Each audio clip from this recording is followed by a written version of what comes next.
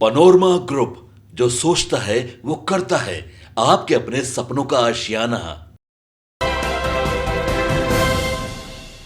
नमस्कार, आप देख रहे हैं सिटी पोस्ट और मैं हूं अभिषेक मिश्रा।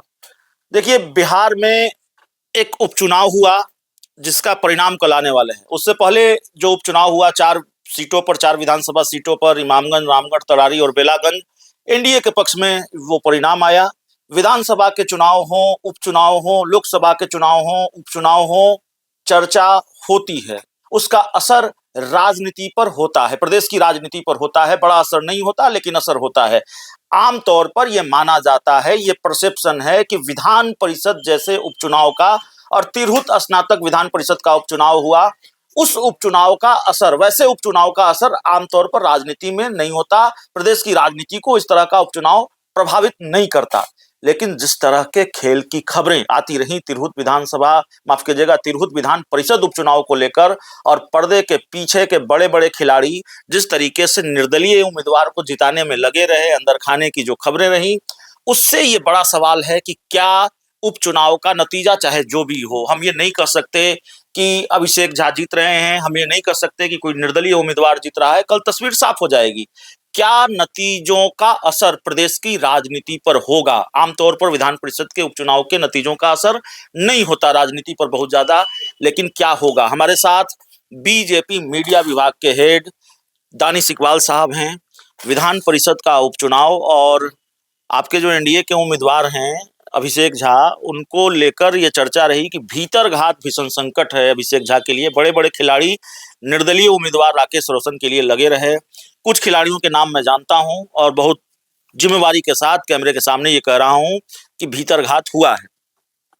आपके जो प्रश्न है कि भीतरघात हुआ है, इसका सही मायने में अगर जवाब होगा तो कल आपको मिल जाएगा जब ये परिणाम आएगा। बिल्कुल। और परिणाम बड़ा सुखद आने वाला है। अभिषेक बहुत अच्छी तरीके से चुनाव जीत रहे हैं। अभिषेक ने बहुत मेहनत किया और अभिषेक के साथ साथ सभी जो अलायंस के दल हैं, उन दलों के नेताओं ने भी अभिषेक के लिए बहुत मेहनत किया।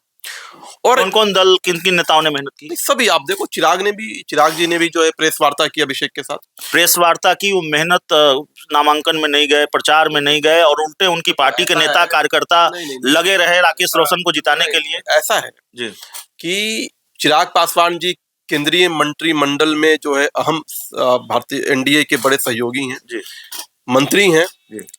तो दिल्ली में भी उनको काम रहता है, कैबिनेट भी देखना होता है, तो हो सकता है कि वो उस समय उपलब्ध नहीं रहे होंगे, तो नहीं गए होंगे। इसीलिए दानिश साहब, आपकी जगह मैं बीच में रोक रहा हूँ, इसीलिए तो आपके एनडीए में बवाल है ना। आनंद मोहन, आपके एनडीए के नेता ही सवाल उठा रहे, पीक एंड चूज की पॉलिटिक्स करते हैं, यहाँ नहीं जाएंगे, वहां नहीं जाएंगे। ये तो हो रहा है ना, यही इसीलिए तो बवाल है। तो आनंद मोहन जी का विषय जो है, उनका व्यक्तिगत विषय, उन्होंने कुछ बोला होगा, ठीक है, लेकिन एनडीए जो है वो पूरी तरह से एकजुट है। अब देखो, उसका मैं इसलिए कह रहा हूँ, उसका उदाहरण ये है कि नीतीश कुमार जी के नेतृत्व में उनके आवास पर एनडीए की एक बैठक हुई और हमारे प्रदेश के अध्यक्ष आदरणीय दिलीप जायसवाल जी के नेतृत्व में प्रदेश स्तरीय एक एनडीए की कोऑर्डिनेशन कमेटी बनी। लगातार सभी घटक दलों के प्रदेश अध्यक्षों के साथ संवाद हो रहा है, समन्वय हो रहा है, और सिर्फ प्रदेश स्तर पर ही नहीं बल्कि बूथ स्तर पर। और उसी का नतीजा था कि अभी विधानसभा के उपचुनाव में एनडीए ने चारों की चारों सीट जीतने का काम किया और एनडीए पूरी तरह से एकजुट है। इस प्रकार की बातें जो है पॉलिटिक्स में होती रहती हैं, अफवाहें, रूमर्स, कभी विपक्ष उड़ाता रहता है, कभी मीडिया में ऐसी बातें होती रहती हैं, लेकिन ऐसा बिल्कुल नहीं है। चिराग पासवान जी बहुत गंभीर व्यक्ति हैं और एनडीए के बहुत अहम सहयोगी हैं, और उनका जिस प्रकार से नरेंद्र मोदी जी के साथ हो या नीतीश कुमार जी के साथ हो, जो स्नेह है, जो प्रेम है, वो जग जाहिर है। चिराग पासवान बहुत अहम सहयोगी हैं। पशुपति पारस को लेकर क्या राय है? सहयोगी हैं भी या नहीं? अहम तो छोड़ दीजिए। पशुपति जी एनडीए में थे जी, एनडीए में है जी, हमने तो कभी कुछ नहीं कहा। चिराग पासवान की पार्टी करे नहीं है एनडीए में। तो चिराग पासवान जी का और उनका जो है, आपका जो विषय उन दोनों का हम सबको मालूम है जी। वो दोनों आपस में एक दूसरे पे आरोप लगाते रहते हैं। तो हमारा काम है दोनों को, सबको लेकर के एक समन्वय बना करके सबको साथ लेके चलने का, ना कि इस प्रकार की कोई टिप्पणी करने का कि किसी को जो है नीचा दिखाना या किसी को बड़ा दिखाना। हमारे लिए सबको ही सम्मानित है। और जहां तक उन लोगों का सवाल है, भारतीय जनता पार्टी के किसी नेता ने कभी कोई जो है बयान नहीं दिया। नहीं, पति जी के लिए जनता दल यूनाइटेड के किसी नेता ने कोई बयान नहीं दिया। नहीं कहा। उन दोनों का जो पारिवारिक विषय है, पारिवारिक विषय को जो है जनता के बीच में नहीं लाना चाहिए। नहीं कहा, लेकिन आपने कुछ नहीं कहा, बीजेपी ने चलिए कुछ नहीं कहा, लेकिन बीजेपी एक्ट तो ऐसे ही कर रही है जैसे पशुपति पारस एनडीए का हिस्सा नहीं है, एनडीए की बैठकों में उनको नहीं बुलाया जाता। यही सवाल तो वो उठा रहे हैं, बैठकों में नहीं बुलाया जाता, विधान परिषद के उपचुनाव में कोई राय मशवरा नहीं लिया जाए। आमतौर पर जो साझा प्रेस कॉन्फ्रेंस भी हुई, उस प्रेस कॉन्फ्रेंस में भी नहीं बुलाया गया।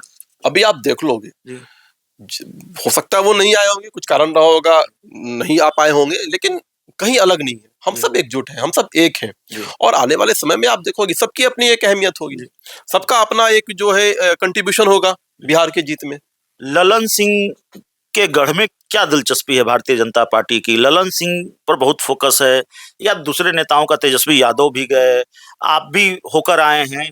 मुंगेर में क्या तैयारी चल रही है? मुंगेर पर फोकस क्यों? नहीं, ललन सिंह जी तो बड़ा शानदार काम कर रहे हैं मुंगेर के लिए। तेजस्वी यादव मुंगेर जा रहे हैं क्योंकि वहां पे ललन जी बहुत अच्छा काम कर रहे हैं, इसलिए तेजस्वी यादव को डर लगता है, और निश्चित तौर पर डर लगना भी चाहिए। जब कोई नेता, जब कोई सांसद अपने क्षेत्र में काम करेगा तो निश्चित तौर पर विपक्षियों को डरना चाहिए, क्योंकि आप जब सत्ता में रहते हो तो काम नहीं करते हो, आपको जब शासन व्यवस्था मिली तो आपने काम नहीं किया। तो आज ललन सिंह जी सांसद के रूप में, मंत्री के रूप में मुंगेर के विकास का काम कर रहे हैं, मुंगेर को आगे बढ़ाने का काम कर रहे हैं। मुंगेर में जो सड़कें हैं, जो कच्ची रोडें हैं, उनको पूरा का पूरा जो भी समस्या है उसका समाधान कर रहे हैं, निकासी का समाधान कर रहे हैं। ललन जी का कमिटमेंट है कि मुंगेर में एक भी गड्ढे नहीं मिलेंगे, मुंगेर की कच्ची सड़कें नहीं दिखेंगी, मुंगेर की सड़कों का चौड़ीकरण होगा।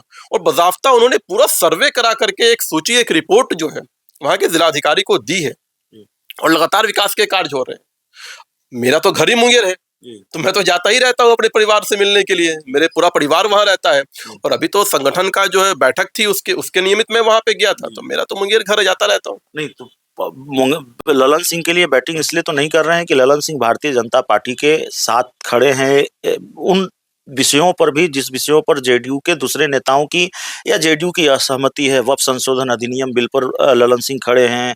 अभी उन्होंने कहा मुसलमान जेडीयू को वोट नहीं देते। भारतीय जनता पार्टी का जो एजेंडा है उसके साथ ललन सिंह खड़े हैं, बीजेपी के लिए बैटिंग कर रहे हैं, इसलिए आप उनके लिए खड़े तो नहीं। ललन जी जदयू के ही नहीं बल्कि एनडीए के बहुत बड़े नेता हैं।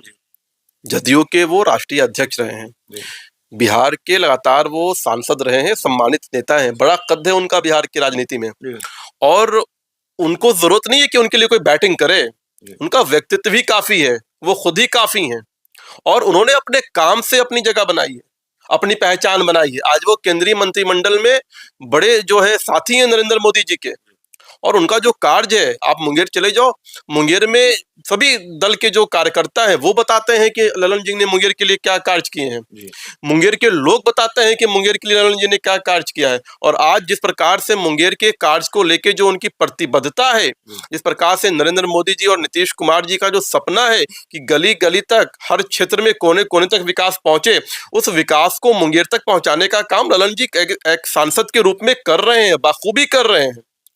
तो ललन सिंह ने जो वादा किया या मुंगेर में विकास कर रहे हैं, गली गली तक क्षेत्र प्रधानमंत्री नरेंद्र मोदी सरकार का जो काम है उसको पहुंचाने का काम कर रहे हैं।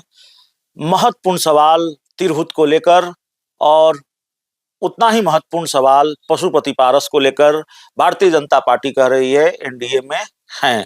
इस पूरी रिपोर्ट में इतना ही। बहुत बहुत धन्यवाद।